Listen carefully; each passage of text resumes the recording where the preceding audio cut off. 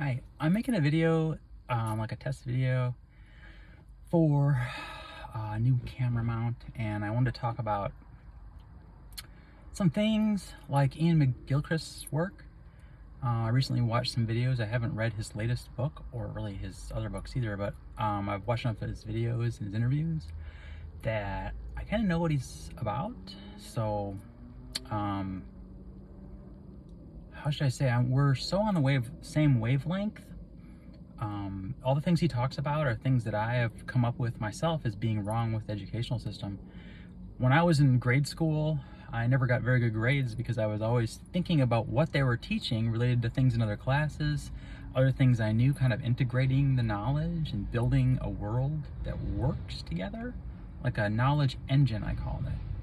Not just a static memorization representation thing that you can then, do well on a test with or something.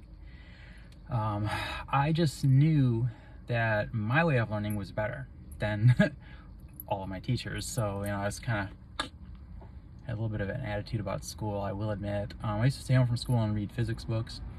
I also belonged to the psychology book club and the physics book club, where I got physics books, and I would fake like I was sick and stay home to read books, and not always just science books.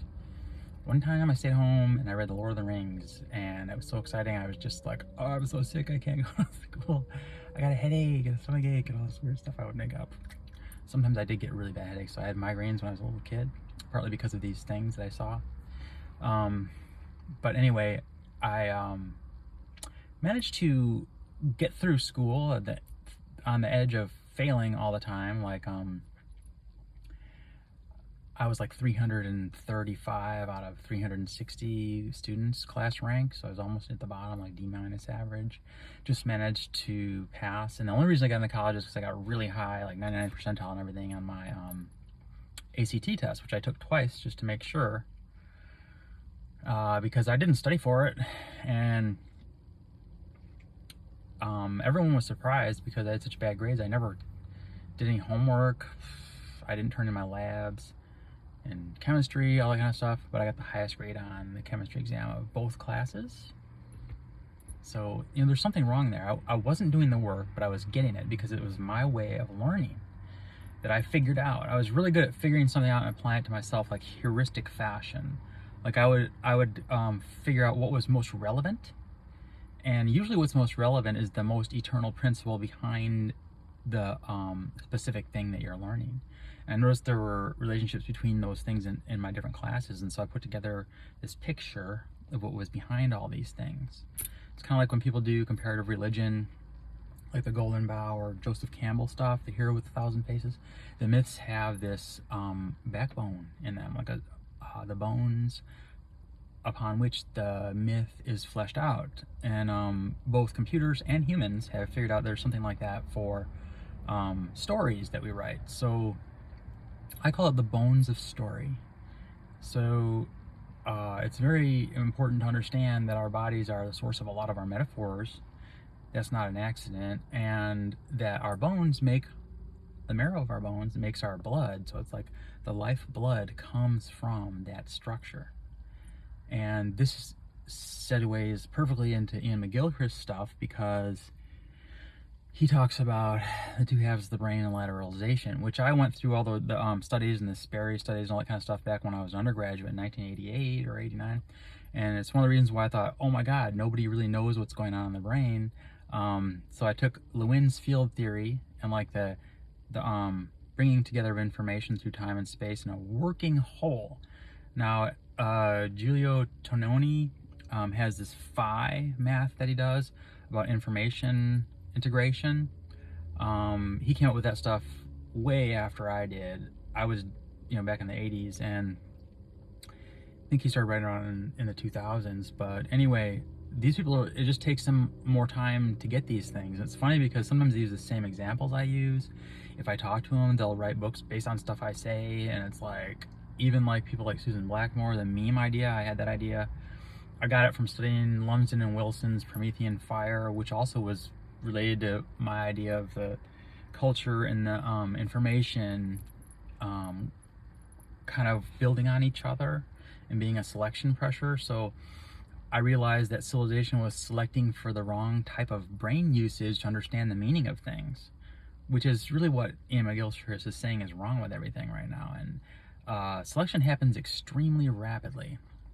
So, like within 5,000 years, the gene for lactose tolerance in European populations rose to prominence from nothing in just 5,000 years because it was so important, almost complete prevalence after that amount of time. So selection is extremely rapid. It's just that waiting for the probabilities to align up for something to occur that selection can happen on top of.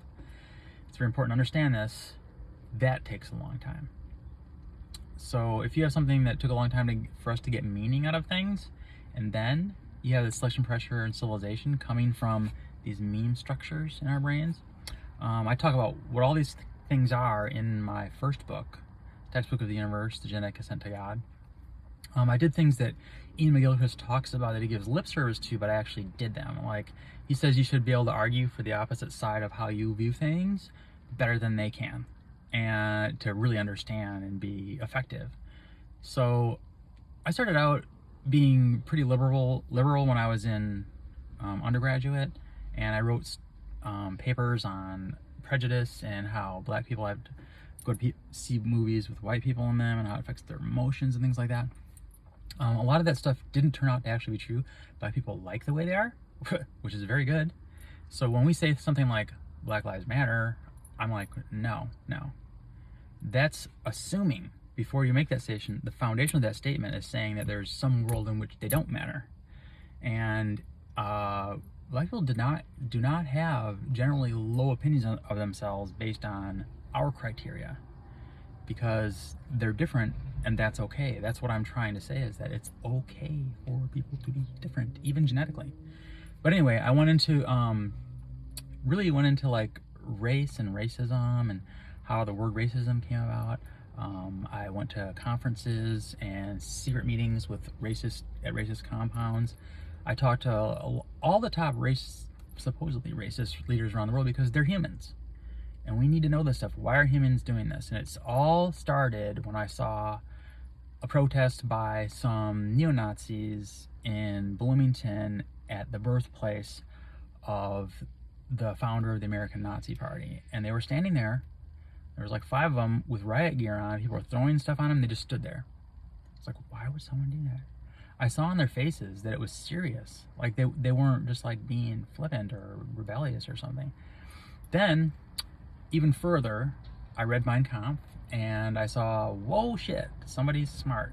And there's a lot of smart stuff, a lot of fucked up stuff too, but don't get me wrong. But that's the thing, is partial truth is what destroys, because you get enough truth to make you think you have a lever for power or money or something like that, and you start, then you get a voice in a carved up society that's all atomized, and that spreads out more of the same of that carved up stuff.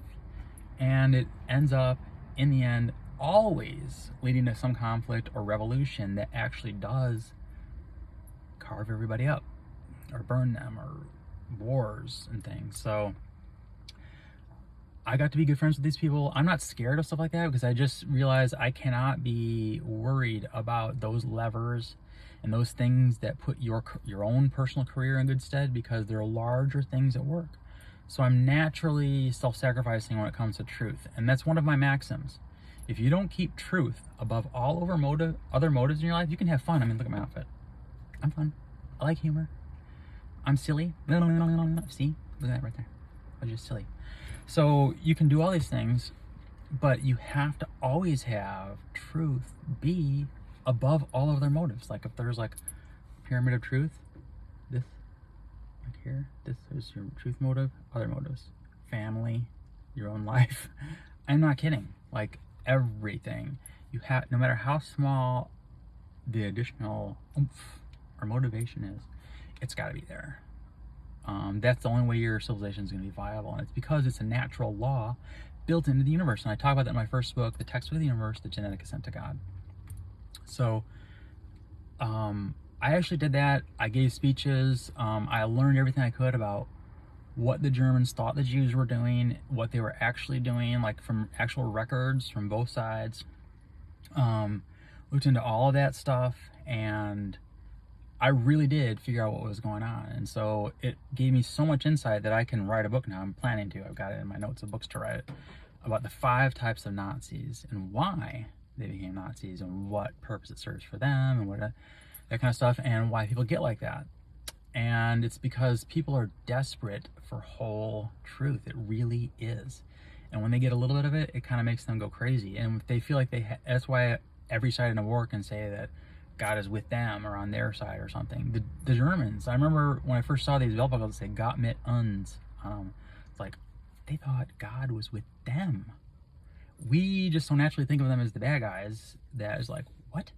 And then they were like the most advanced nation on earth, the most Nobel Prizes. So I was like, there's more than we're being told here, and it's important, and no one knows. That's the other thing, is I'll often say that far from me needing security clearance for knowing anything the government does, because believe me, I've probably thought about anything they know, because everything explodes in meaning to me. Like when I built this engine of thought, I can know things like on the other side of the world. I just know what's going to happen. That's how I predicted the intellectual history of the West and the East for like the last 40 years. I was ahead of the curve. I could see it coming. I knew exactly what was going to happen. I couldn't tell anyone because people aren't there. They don't see what I do. So things explode into meaning, even little things. Really get a lot from it. So yeah, so that's why I went into that stuff, and I figured all that stuff out. I often say that like the government would need security clearance to talk to me from the universe or source or the Great Spirit or God, whatever you want to call it. I understand all religions implicitly. I know what they're talking about, what processes and things and how they interrelate. And so that's what I wanted to make this video about, is how meshed my ideas are with Ian McGilchrists. And he talks about symphonies and music a lot, and symphonies are one of my favorite symbols about how people harmonize and do their thing on their different instruments. It produces something beautiful. That's how I view civilization. And civilization to me is an information structure, a living structure. And they even did research at Los Alamos a few years after I came up with these ideas in my first book. You can read it and see that civilization or cities in civilization are optimally organized for information exchange, not the exchange of resources. It's very important. And that should tell you a little bit about the way we view the world as opposed to how it actually is. Ian McGilchrist talks about that a lot, and a lot of the studies of people that do the split brain things show how if there's a right side stroke or something, then they will see the left side will ignore it's that side of the world, basically, and not know that there's a deficit. And so it's kind of like that, where people will just ignore huge swaths of the world that I live in, you know. And that's why I see that in the educational system or in our civilization, there hasn't been a place made for me. Like, there's no place for me. Like, my type of thinking in my brain, which is, I realize, since I think this way, how bad that is and how dangerous. There's no way a civilization can remain viable or peaceful and be that way. So that's all I wanted to say in this video. I really appreciate Ian McGilchrist's works. Hopefully someday we can get together and talk, or maybe get an interview together. Anyway, I'm in my car at the Baylands Park in Silicon Valley. Got new tires on my car this morning, and I'm gonna try to redo a headlight that got broken in here. But hope you all have a great week and a great year, 2022. I have a good feeling about this year. It's gonna be good. Thanks a lot.